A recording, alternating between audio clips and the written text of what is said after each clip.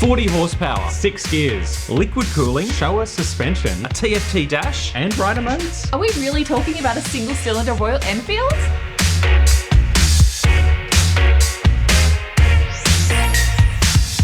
So I didn't mind the original Himalayan when I rode it, but you, not so much. Yeah, the original Himalayan 411, which I rode a couple of years ago, it was slow, it was heavy, and the frame was from the early 1900s.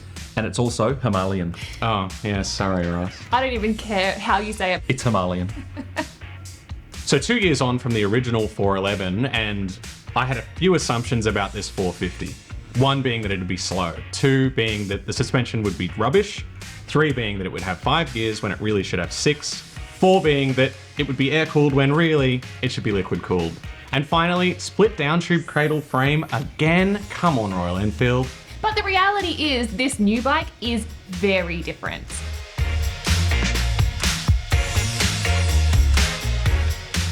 So let's start with what we like about the bike, and the number one for me is the 450cc liquid-cooled Sherpa engine.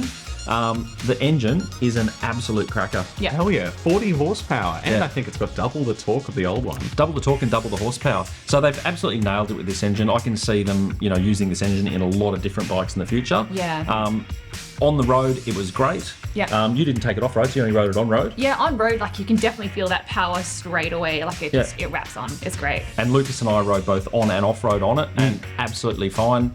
I really liked it. And also, the engine being canted forward in the frame a little bit just makes a massive difference to me. Not so much for you because If you're a short ass, it's going to make a big difference. because it just made a little bit more room, it made the seat a little bit narrower. So having that engine canted forward, that was great. So I could easily flat-foot it.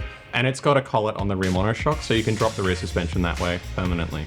And so what about the chassis? What did you guys think of that? Okay, so it's a twin Spar tubular frame, which is a massive improvement over the down tube cradle. So it's both lighter Yeah, so and much lighter. more rigid too. Yeah.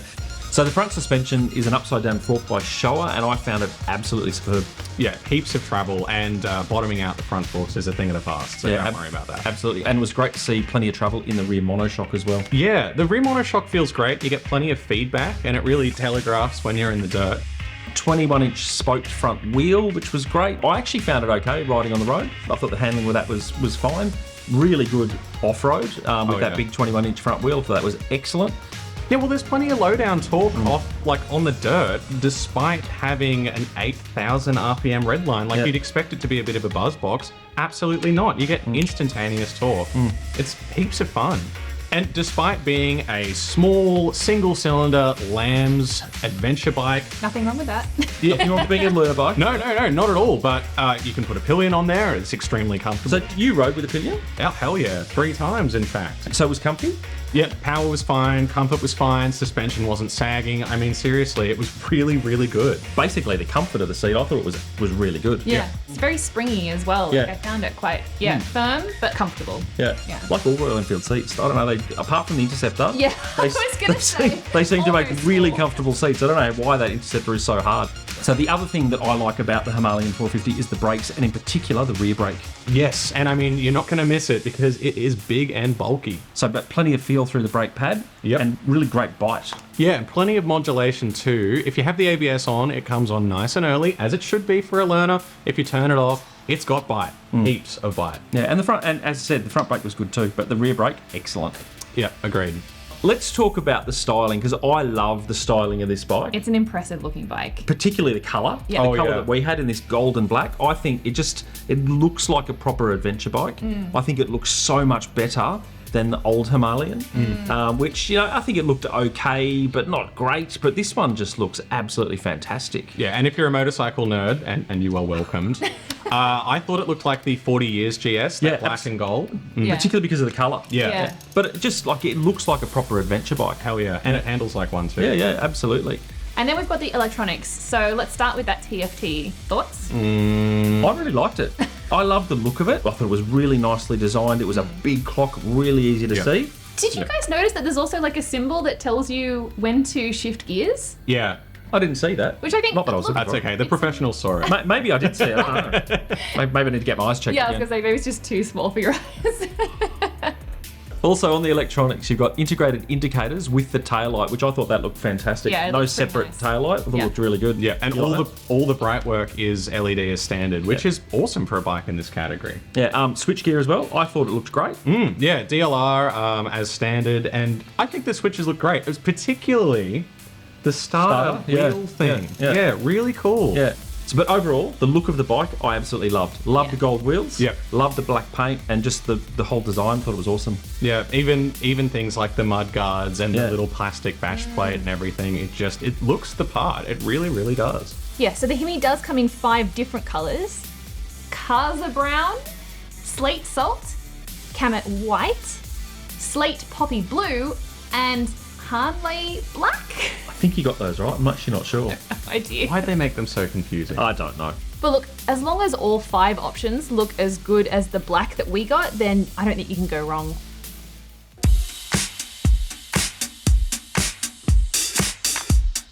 So overall, I loved the quality of the bike, but there was a couple of things I didn't like, and starting with some of the welds just looked a little bit messy.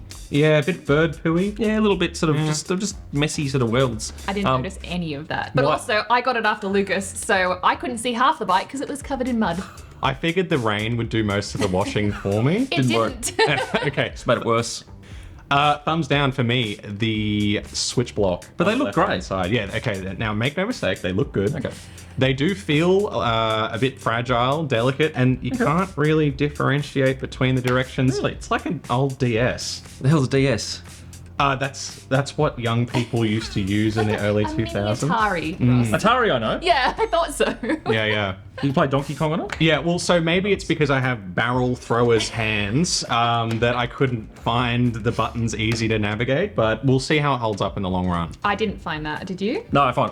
Absolutely fine. Yeah. Oh, so the 2 people that don't work in a trade had no problem. That's quite interesting. Oh yeah, 100%. These hands have been sitting at a computer for 14 years. So what else is there that you didn't like about the bike? I would say one of the big ones for me was the glare on that TFT, because I didn't have any issues riding home in the dark, but as soon as I was riding during the daytime, I couldn't see that my indicator signals were showing at all. Yeah, I had the Couldn't see them. same problem. Yeah, I just didn't bother indicating. that'll do it. Yeah. There's a Biker Talk top tip. Don't indicate. Yeah, just listen to Ross. So the other thing is the rider modes. It's got 4. It really should be 2. Not sure that it needs them at all. Yeah, so you've got Eco ABS on, Eco ABS off, and then the other one, ABS on, ABS off. Is it really 4 modes? It's more like 2. It's a single cylinder 40 horsepower bike. I don't know if it really needs an eco mode because it's going to be a pretty frugal bike to ride anyway. Yeah. And then literally just have ABS on, ABS off, 1 rider mode. That's all you need. Now, the ride-by-wire throttle. Yeah, look, I'm not a big fan of ride-by-wire throttles, and I'll say that quite proudly, but on an adventure bike, if you're a diehard and you're out in the middle of the NT or something and you have a throttle problem, normally these guys, they have a little backpack Spare full of cable. spares. Yeah. Spare cable. Not so much anymore, so I don't know, I'm not a diehard adventure bike rider. I haven't had my 60th birthday yet, but I will say that based on what I've heard, ride-by-wire in the middle of the bush, it's a no-no. So the other thing that you were saying that adventure riders would prefer is tube tyres. Yeah, I wasn't a okay. massive fan because I think this is a great little adventure bike, but I think predominantly people are going to be buying it as a road bike that they're going to take off-road a little bit. So for me, tubeless tyres are a must. And excitingly, the new Camet White version, which has just been released, comes standard with tubeless tyres. Can I just say, right, they've really tried to make an adventure bike here, so I think they should have tube tyres. And can I just say, if you have a dirt bike, every single dirt bike has tube tyres. And I know it's not a dirt bike, okay, so don't freak out. But if you rupture your tread and you have a tubeless tyre, you're stuffed. But if you have a tube tyre, Yeah, stick another pop tube a in tube there. in, Yeah. keep on going. Yeah, okay. I get it. I just don't know how much really hardcore adventure riding people are going to be doing on this bike. It'll do it. But I think predominantly it's a road bike that people are going to then take off-road. So I think tube tyres. Hey, it's been done before. Yeah, true. The DRZ's a 450. I'm just saying.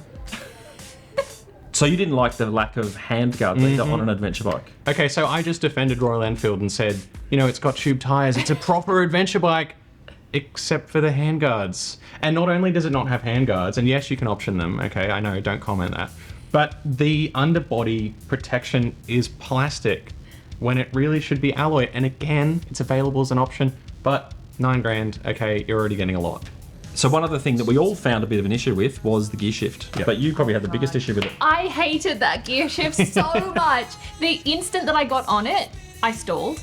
And then the whole rest of the day, I just kept kicking it into neutral, trying to get to one because my foot does not reach the shift. It's a really long pull into second gear. Yeah, ridiculous. Like even me with my giant 8 feet, I'm lifting my leg to get into second. You have to lift your whole foot up off the bottom, like because you can't angle it enough to reach. Yeah, I will say the gear shifter in typical sense is on a spline, so you can pop it off, put it back on.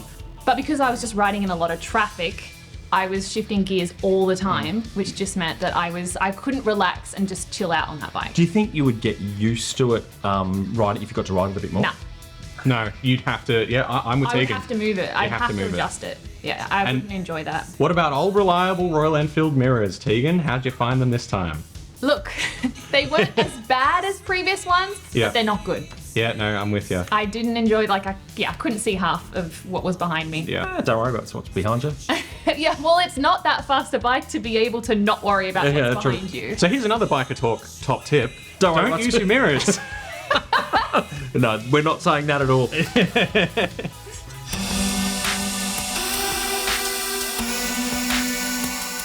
Okay, so on to grin factor, and we have a very big spread of scores here.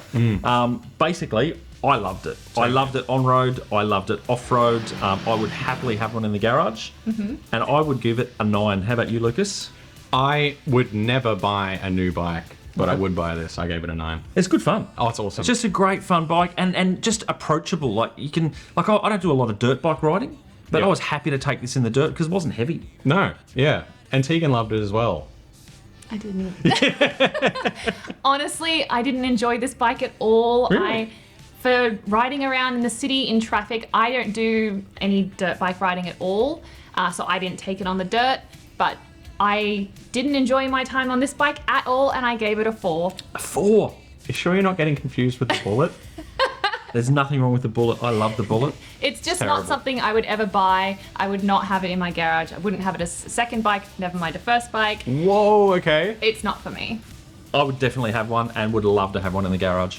Yeah, and same here. It's liquid cooled, guys. Come on. Finally, they did it. Yes, thank God Royal Enfield All did right, it. I'll give it a 9. No, I'm kidding. That still doesn't sway me. And at under $9,000, it's an absolute steal. It's ridiculous value for money. I loved it. I You loved it too. I did not.